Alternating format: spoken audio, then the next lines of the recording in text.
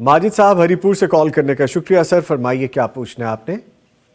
وعلیکم السلام نظامی صاحب، بہت مہربانی. میں نے آپ سے ایک سوال پوچھنا تھا جی کہ جب بندہ واش روم میں جاتا ہے تو وضو ہو جاتا ہے؟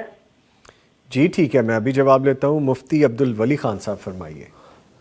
ہاں جی، جب واش روم میں جاتا ہے تو دو حصے ہوتے ہیں. ایک قضاء حاجت کی جگہ ہوتی ہے اور سائڈ پہ وضو خانہ ہوتا ہے، غسل خانہ ہوتا ہے. وہاں پر بندہ نہاتا ہے یا وضو کرتا ہے تو وہاں پر وہ بسم اللہ بھی پڑھے گا، وضو کرے گا اور اس کا وضو بالکل ہو جاتا ہے. کوئی شک شبہ ہے نہیں اس میں.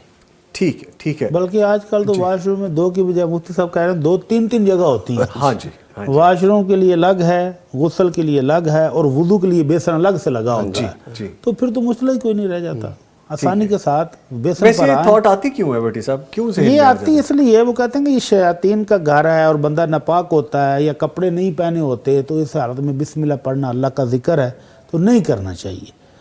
تو غسل بھی تو عبادت ہے، وضو بھی تو ایک عبادت ہے، تو وہ ہو جائے گی تو بسم اللہ پڑھنی نہیں چاہیے.